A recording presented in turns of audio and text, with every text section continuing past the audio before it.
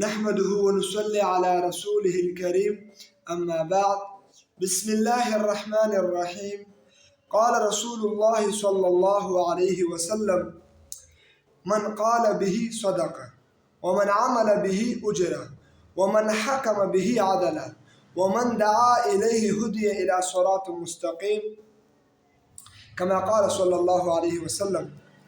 مخکې ویډیوګانو کې دا خبر مون ذکر کړې وه کوم حدیث چې د علي رضی الله عنه روایت و د هغه حدیث په آخره کې دا څلور خبر راځي. په دې څلور خبرو کې د قرآن مجید عظمت بیانېږي. رسول الله صلی الله علیه وسلم فرمایي من قال به صدقه، چا چې د قرآن په بنیاد باندې یو خبره وکړه صدقه، دې انسان رښتیا وویل دی. رښتیا ځکه قرآن کې چې کومې خبرې دي دا ټول 100% حقیقت او رښتیا دي.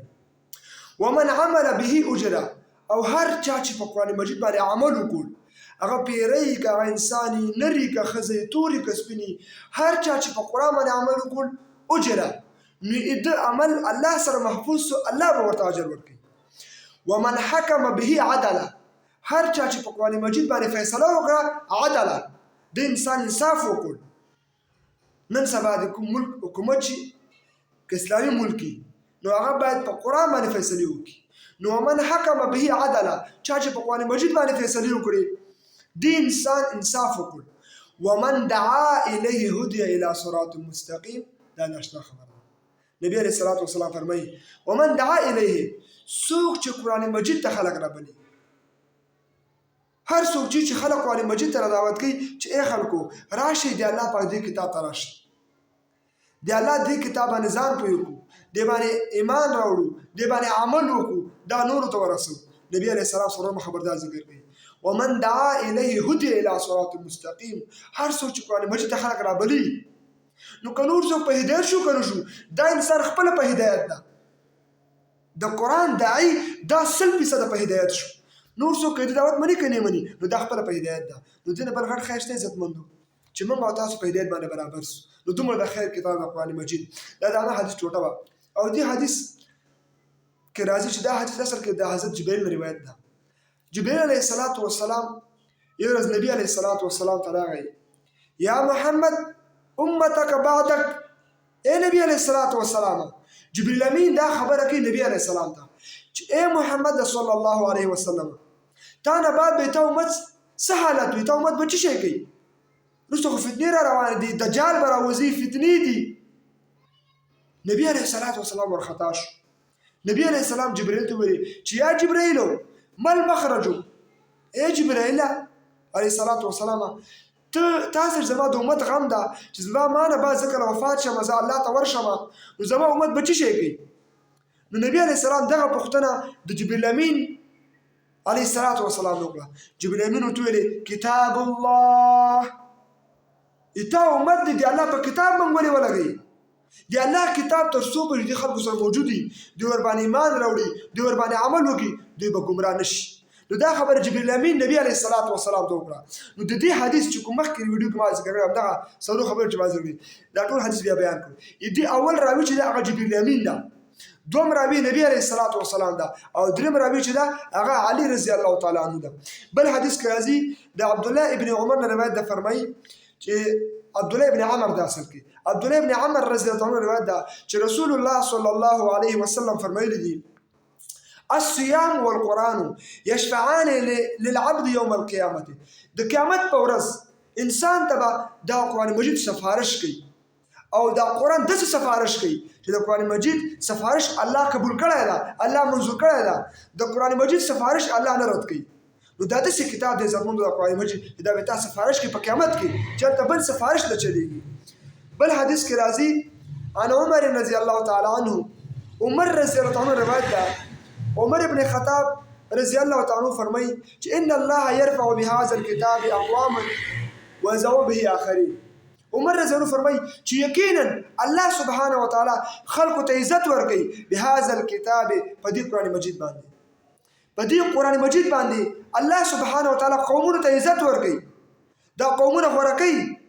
لکه وګوره عرب څومره جاهل خلک وو، دومره جاهل وو چې بربنډه به د خانه کعبې طواف کوو، خپل لورګانې به زوندۍ ښخولې، کورونو د اوس او د خزرج خپل مابین کې دښمنیانې وي. عرب دومره جاهل خلک، خو دغه عرب چې کله دوی قرآن باندې ایمان راوړ، قرآن باندې عمل وکړ، نو دې عربو ته الله عزت ورکړ. د نبي علیه السلام غزاګانې وګوره، بدر وګوره، احد وګوره، خندق وګوره، نبي څومره سریاګانې کړي. حتی تبوک پورې نبي علیه السلام روم سره جنګېده، روم او فارس سره نبي علیه السلام د دې قرآن په زور چلېده.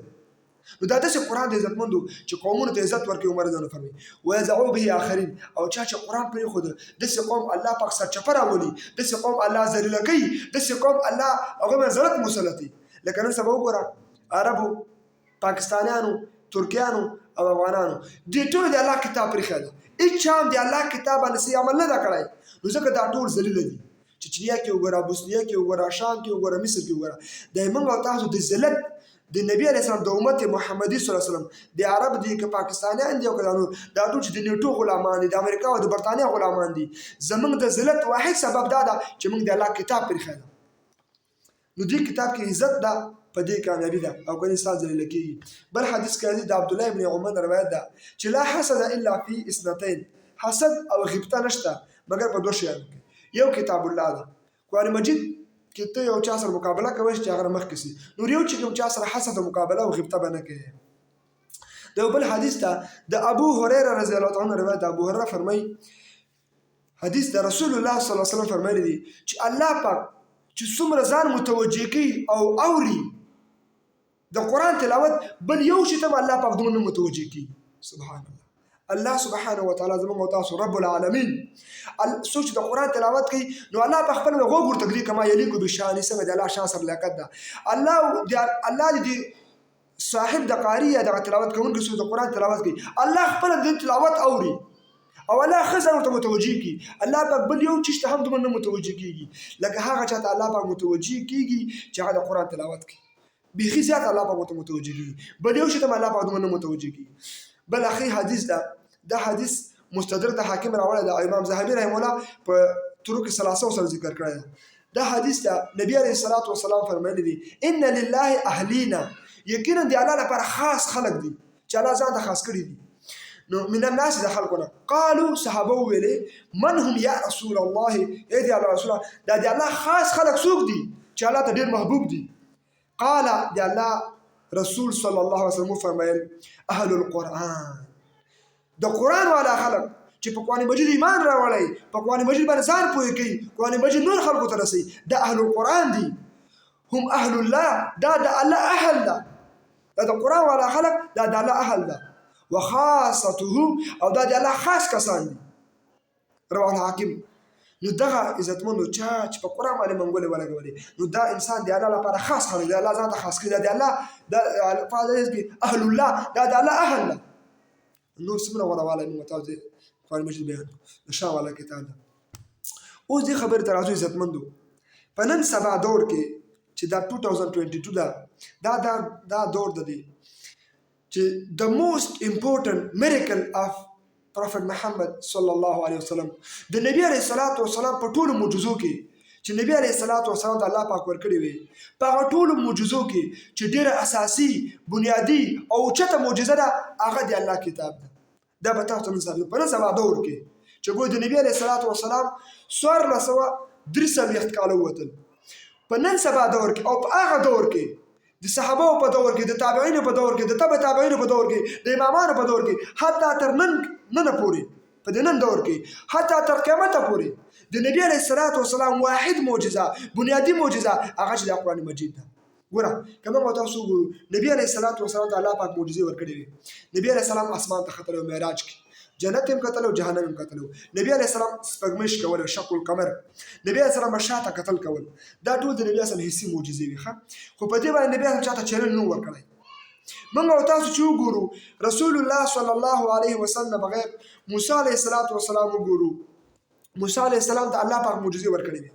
موسی علیه السلام ته الله دا معجزه ورکړه، امسا یې ورکړې وه چې امسا به یې خطا کړه، دې امسا نه به موسی علیه السلام اژدها جوړوله. موسی علیه السلام په دې امسا باندې سمندر و، هغه سمندر به پیش کوو، تیږې به چیکول، تیږې نه به اوبه راوتې.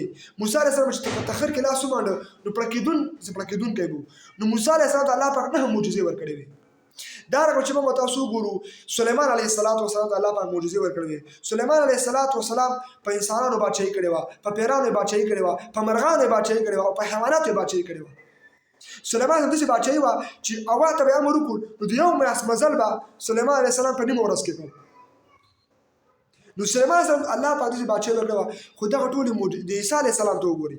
عیسی علیه السلام باره کې قرآن کې الله فرمایي چې عیسی علیه السلام به مړي راژوندي کول. پس چې مور او پیدا و په سترګو ړوند د ړوند نظر به یې راوست د الله په طاقت باندې پیس مرض به یې جوړه و خټې نه به یې مرغه جوړ کړ عیسی علیه السلام او باذن الله به پکې پکې وکړ هغه نه به حقیقي مرغه جوړ شو. دا ټولې معجزې د عیسی علیه السلام دي. خو دا ټولې معجزې د عیسی علیه السلام تر ذات پورې خاص وي د موسی علیه السلام ذات پورې خاص وي او د سلیمان علیه السلام ذات پورې خاص وي. خو چې کله عیسی علیه السلام دنیا نه لاړ عیسی علیه السلام الله پاک زونده وخېد اسمان ته عیسی علیه السلام دوباره راکته کېږي.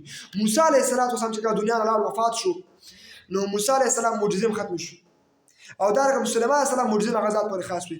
نو دا حسي معجزې دي هغه معجزې چې په سترګو کتل کېږي لکه صالح علیه السلام د تیږې نه دغه روخه پیدا کړې وه خو دې قومونو بیا هم په دې معجزو باندې ایمان رانه وړ. خو د نبي علیه السلام معجزه چې تر قیامته پورې پاتې کېدونکې ده په ټولو معجزو کې د نبي چې اساسي معجزه ده بنیادي معجزه او تر قیامته پورې محفوظه معجزه ده هغه د الله پاک دا کتاب ده. ځکه دا قرآن مجید خپله چیلنج کوي. هغه وخت مشرکانو ته قرآن چیلنج کړی د نبي اسلام په دور کې چې کوم مشرکانو چې کوم یهودانو چې کوم نصرانیانو هغه وخت خلکو ته قرآن چیلنج ورکړی که چېرته تاسو دا قرآن نه منئ نو د دې قرآن مجید مقابله وکړئ راشئ مقابله یې وکړئ. د دې مقابل لپاره الله پاک 3 سټیجز او 3 درجې ذکر کړي دي. په سورۃ بنی اسرائیل کې راځي سورۃ بنی اسرائیل 18 نمبر سورۃ ده 88 نمبر آیات ده.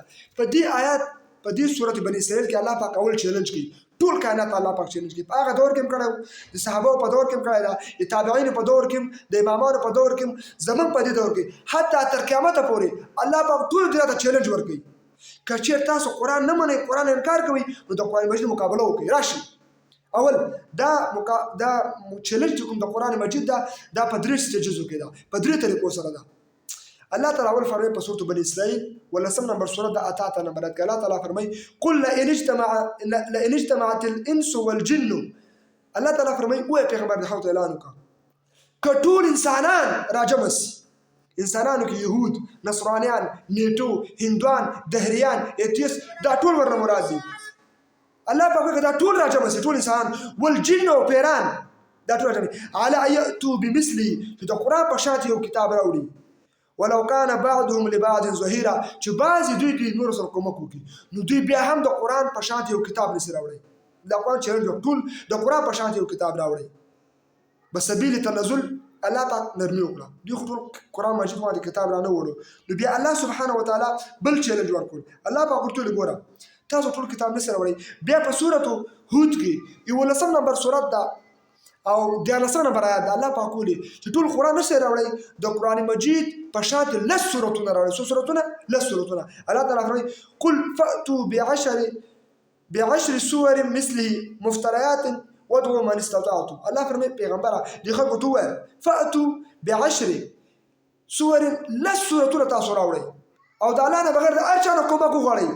لس سورتونه که تاسو راوړئ که تاسو وسوي نو لس سورتونه دې خلکو رانه د نبی اسلام په دور کې رانه وړو د صحابه او تابعین او تبع تابعین تر نن پورې هیڅ چا دا چیلنج نه قبول کړی. لس سورتونه د قرآن په شان چا نه جوړ کړي. د قرآن په شان په فصاحت کې په بلاغت کې په اعجاز کې چې کوم رقم اخبار په قرآن کې ذکر دي د مخکنیو خلکو د راتلونکو زمانې حالات په قرآن کې د غیب حالات په کې ذکر دي. دا د قرآن چې کوم نظم ده دا فصاحت او بلاغت علماء پوهیږي دا رقم کتاب هیڅ چا نه درواله اوسه پورې هیچا دا چیلنج مقابله نه کړې.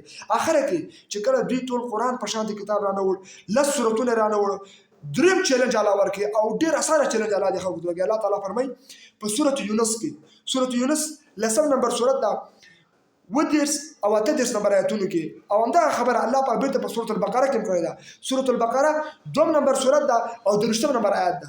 په دې کې الله پاک دا چیلنج نور هم اسانه کړ چې بسبیل تنزل الله پاک نور رایت کو چې ګوره ټول قرآن نشي راوړی لس سورتونه نشي راوړی نو الله پاک فرمایي په سورۃ بقره کې مراد سورۃ یونس کې الله تعالی فرمایي وإن كنتم في ريب اے خلقو اے نیټو اے يهودو اے نصرانیانو اے هندوانو اے دهریانو ایتیستانو ماده پرستو وإن كنتم في ريب کچې تاسو په شک کې وئ مما د هغه کتاب نزلنا على عبدنا چې موږ خپل بنده نبی علیه الصلاة والسلام علیه ګڼلی ده نو فأتوا بسورة من مثله فاتو بسورة من مثلی تاسو د قرآن په شانتي صرف یو سورت راوړئ من مثلی د قرآن سورت ته چې هم ورته هم مثل یو سورت راوړئ تاسو ودعوا شهداءکم خپل علما او خپل پیران او خپل بزرګان دا ټول راوبلئ او ټول راوغواړئ او دوی ته ووایئ چې دوی تاسو کومک وکړي صرف یو سورت راوړئ د نبي اسلام په دور کې چا نه ده راوړی د صحابه په دور کې د تابعینو په دور کې نن سبا نه ده پرله هېڅ چا د دې قرآن مقابله نه ده کړې نه ټول قرآن مجید راوړی ده نه لس سورتونه راوړي دي او نه یو سورت هم مثل راوړی ده او په سورتونو کې وړوکی سورت په قرآن کې سورت العصر ده چې هغه 3 آیته ده بیا الله تعالی فرمایي فإن لم تفعلوا که چې تاسو دا کار ونه کوئ د دنیا والا خلکو تر قیامته پورې چیلنج د قرآن ګوره ولن تفعلوا او هرګز به تاسو دا کار ونه کوئ الله تعالی فرمایي فاتقوا النار نو الله فرمایي بیا تاسو ایمان راوړئ په قرآن باندې دا د الله کلام ده دا د بشر کلام نه ده ګوره تر اوسه پورې هېڅ چا دې مقابله نه ده کړې 1443 کاله کېږي نو الله فرمایي په دې قرآن باندې بیا تاسو ایمان راوړئ ای یهودو ای نصرانیانو ای نیټو والا ای هندوانو ای دهریانو ای ماده پرستو ایمان ورباندې راوړئ که ایمان نه راوړئ نو بیا تاسو ویرېږئ التي د هغه اور نه وقودها خشاک د هغې چې دي الناس والحجاره انسانان او تیږي ایدن دي په دې باندې د جهنم اور بلیږي دا اور اعدت للکافرین دغه اور الله پاک تیار کړی د هغه چا لپاره چې هغوی د قرآن انکار کوي د قرآن الله پاک وایي هم مثل کتاب راوړئ نشئ راوړئ لس سورت راوړئ نشئ راوړئ بیا الله پاک وایي فأتو بسورة من مثل یو سورت راوړئ چې نشئ راوړئ بیا دا قرآن ومنئ چې نه یې منئ نو بیا تاسو هغه اور ته تیار سئ چې دغه اور چې کوم خشاک دي هغه انسانان او تیږي دي اعدت للکافرین چې دغه اور الله پاک تیار کړی د کافرانو لپاره چې هغوی ته ورباندې الله عذاب ورکړي دا اعجاز د کتاب الله د عزتمند